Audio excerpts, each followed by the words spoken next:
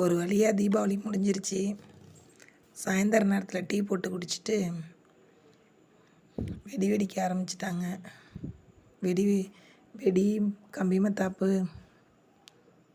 நேற்று வெடிச்சிட்டு மிச்சத்தை எல்லாத்தையும் இன்றைக்கி வெடிச்சிடலாம் அப்படின்ட்டு எல்லாத்தையும் ரெடி பண்ணி வெடிச்சிக்கிட்டு இருந்தாங்க. மழை விடவே இல்லை. மழை நிறையா பெஞ்சிக்கிட்டே இருந்துச்சு. இன்றைக்கி ஃபுல்லும் காலையிலேருந்து மழை தான். முன்னாடிலாம் தீபாவளி வந்துச்சுன்னா எப்படா தீபாவளி வரும்னு நினச்சிக்கிட்டே இருப்போம். அப்போ சின்ன பிள்ளையாக இருக்கும்போது.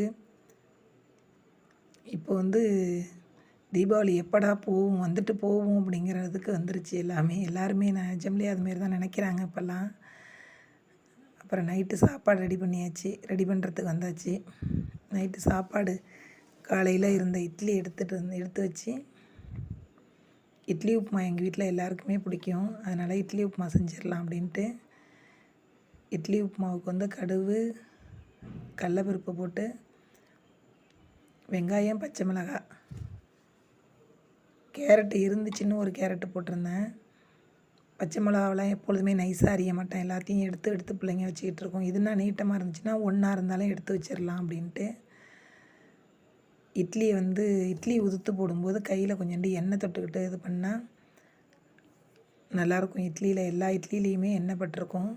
நல்லா டேஸ்ட்டாக இருக்கும்.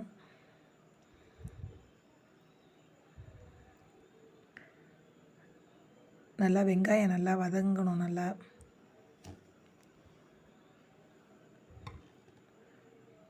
சிக்கன் பொடி இருந்துச்சுனாலும் போட்டுக்கலாம், இட்லி தூள் இருந்துச்சுனாலும் போட்டுக்கலாம்.